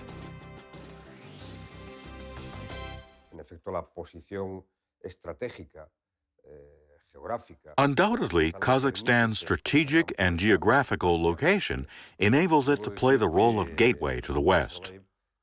And I must say that the president of Kazakhstan has done just that. I think he's recognized in the West as a very high-level official and can act as a bridge.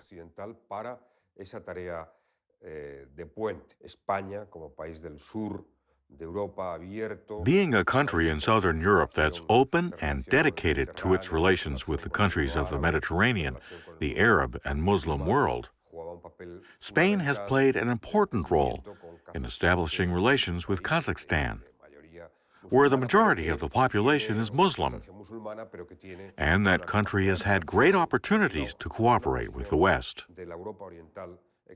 And why not also say that successful relations with Kazakhstan have helped tweak relations with Russia? nos permitía también una mejor relación con Rusia. President Nazarbayev never fails to bear in mind his old friends in his quest for new ones. The words of the Spanish Prime Minister about the positive contribution with respect to Spain and Russia constitute one instance among many. The fact that such details remain unknown to a wide-sweeping audience speaks of Kazakhstan's leaders' focus on substance and not small talk. Mutually beneficial economic integration with Russia forms a key element of Nazarbayev's strategy. For years, he's proposed interesting and ambitious projects. Implementation of one such project could provide countries of Central Asia with access to the sea. Indeed, we just happened to unearth, or perhaps intentionally unearthed, such a project in which construction had even seemingly started, in the first year of the Soviet period, for a Caspian-Azov Canal, which would give landlocked Caspian countries actual access to the open sea through the Sea of Azov and the Black Sea.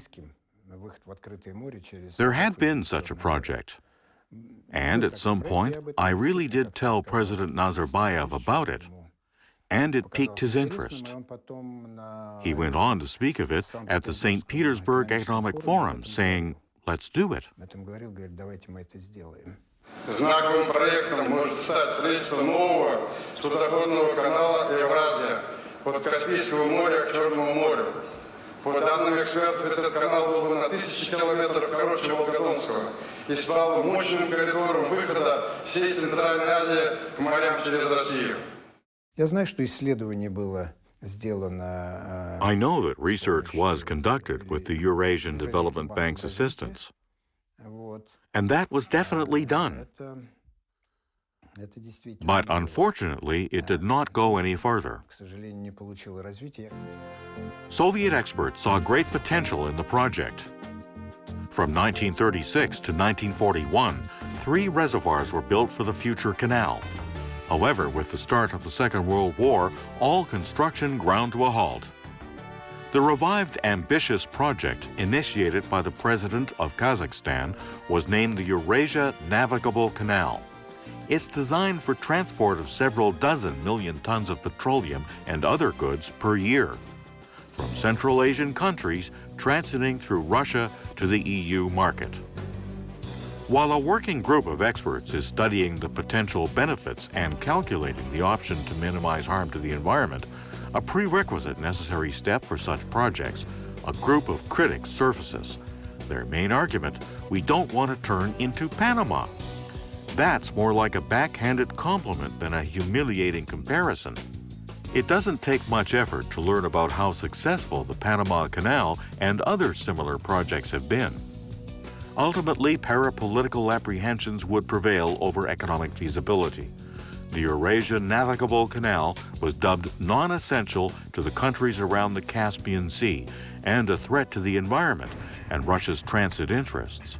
Thus, the project died a second death, but in this instance, it was in peacetime. The Eurasian Navigable Canal was not the only example of hopes dashed. Also, other planned projects were either put on hold or turned into never-ending construction sites. There remains only the hope that one day they will be implemented. At least President Nazarbayev, 10 years after his initiative to build the canal, proposes breathing new life into that important integration project. Проработать возможность реализации крупных инфраструктурных мегапроектов. Перспективным стало бы строительство судоходного канала Евразия, который позволит связать водными путями Черное и Каспийское моря. Today, it's difficult to fathom the squandered economic benefit lost to alternative transport corridors. Was it more a question of politics or economics? It's hard to say.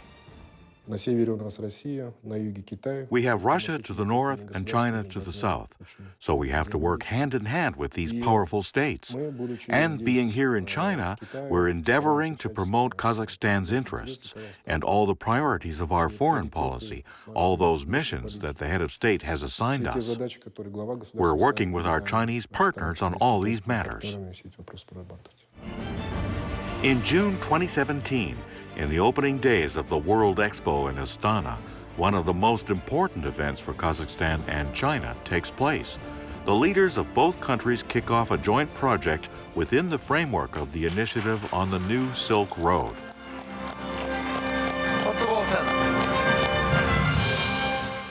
Implementation of two important projects began. The first shipment of goods left the port of Lianyongang for Central Asia and Turkey. The first container shipments left the dry port of Horgo's Gateway, heading for the Chinese city of Chenda.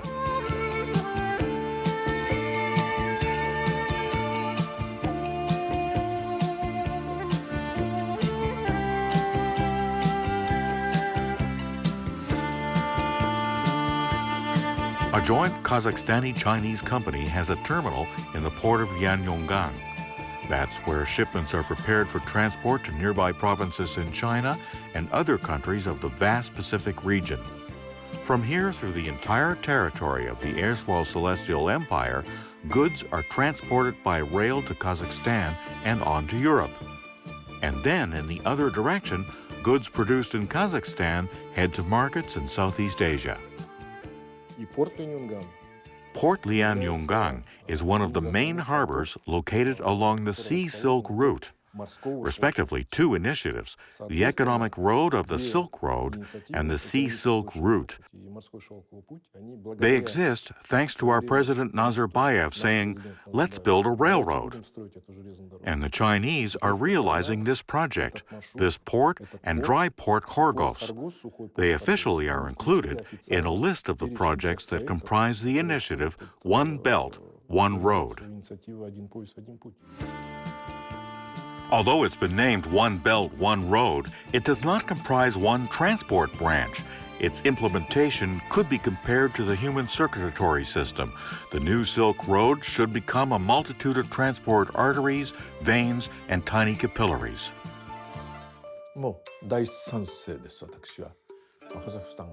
I fully support the policy conducted by Kazakhstan to diversify transport routes and use transit opportunities. That also fosters development of cooperation between regions as well as intellectual exchanges. Japanese politicians perceive Kazakhstan as a valuable strategic partner in Central Asia. Moreover, the country possesses immense natural resources. In turn, Japan has advanced technologies and know-how for production of goods with a high added value, which could be introduced into Kazakhstan. In other words, our economies complement each other. Therefore, I think that we hold great prospects for mutually beneficial cooperation. It will be impossible to link the East to the West unless a route is laid through Kazakhstan.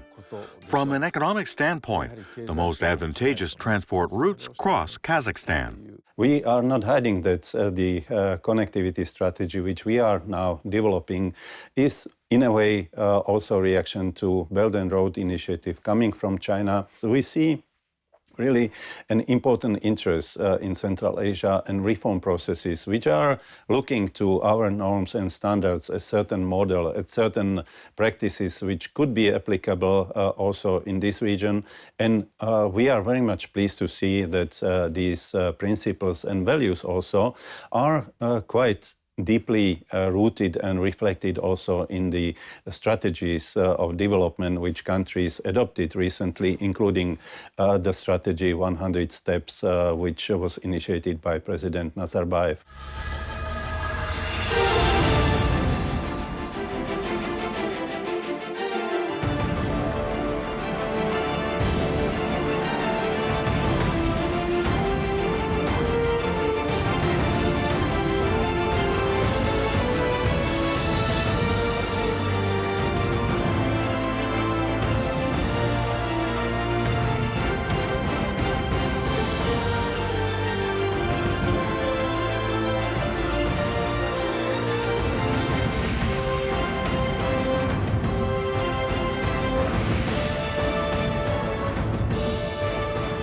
Международный финансовый центр. The International Financial Center. This could also be called a revolutionary decision. In the post-Soviet territory, investors come with misgivings because sometimes they're afraid of our courts. So an enclave is being created where English law and international judges and investors can easily come here because everything's in English, the judges are known, and that means the rules are clear to investors. It gives an opportunity for Astana to establish itself as a key focus for international financial investment in that region. Because if you want to encourage investment and financial activity, you've got to establish a good and effective legal base. And the fact, too, that you are making use of retired British judges is an indication of the seriousness with which President Nazarbayev and the whole government takes this project. Central Asia should go on also to come closer to the European Union. I think it's important, and not only now that China is so strong, to look towards China or also Russia, that of course is also a very important neighbor, but also go on with this idea looking towards Europe. I think Europe still can give a lot to Kazakhstan. In general, I look at the matter more broadly. Eurasia, Europe and Asia, makes up a massive subcontinent. It's beneficial for us to be together in principle. Our life is here. At some point, the European Union and our Eurasian Union will reach an agreement, and then it will be a big union, beneficial to all peoples.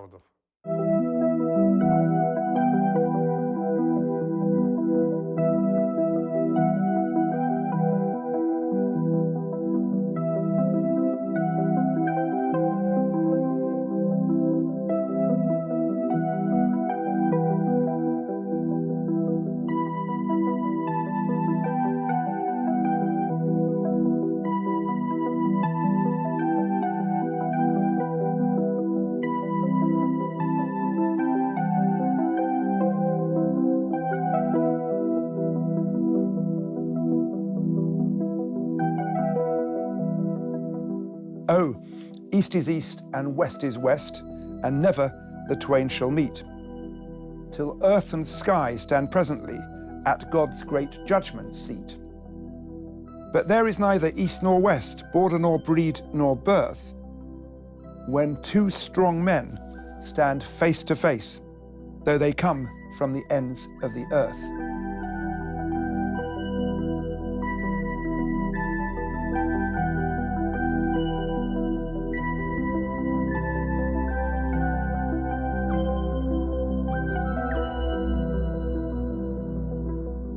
When I finished my book on President Nazarbayev, I went to say goodbye to him as an author to the subject.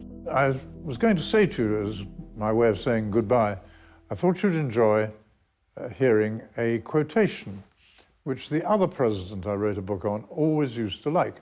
And the quotation was, Sophocles speaking, sometimes one has to wait until the evening to see how glorious the day has been. President Nazarbayev listened to that. There was a long pause, and President Nazarbayev said, "Who says I have reached the evening?" He must have the mix to understand history, not to pretend to be the emperor, to deal with the neighbor country, but to revive the old national pride that was in some way hidden by the long period of Soviet domination. And look, the great symbol of that is Astana.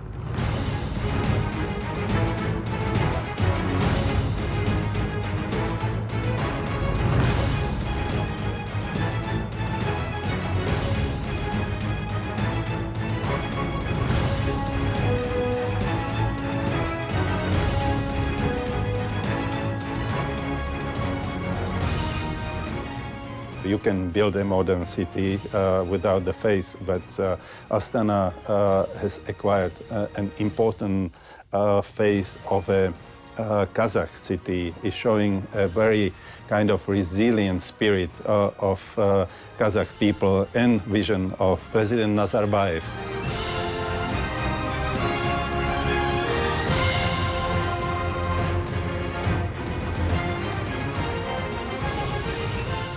dass, wenn man durch Astana geht, man den Eindruck hat, man begibt sich With auf regard to eine designing a space and the urban environment, walking around Astana, you find yourself on an architectural voyage in time. glaube ich, macht Astana I think that makes Astana very attractive to many sehr guests. reizvollen Anziehungspunkt für viele Besucher. But what's most striking is the speed with which Astana was transformed into a bustling city. Kurzer Zeit.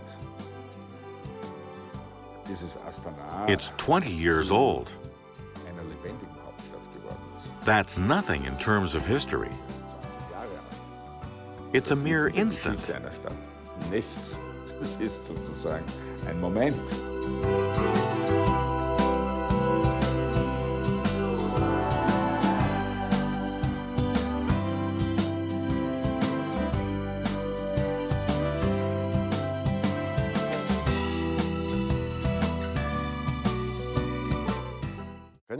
Of course, it's with great pleasure that you go to work because it's a lively and interesting job. The challenges are global, helping the president act on his ideas, turn Astana into a global smart city and one of the centers of the European space.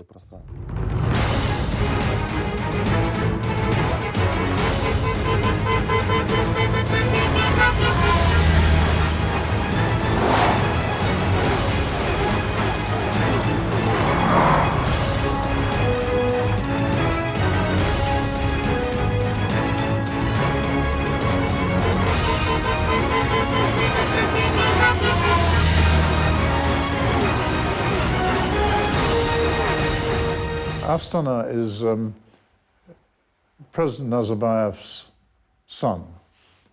He invented it, created it, brought it up, paid for it, and it's a remarkable, remarkable creation as a national city.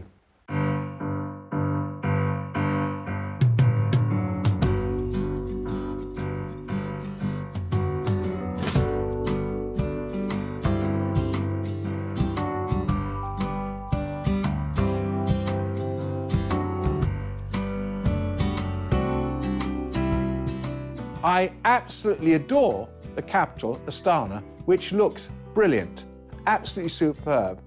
And, you know, the 1 million people that live there must be very proud of that capital.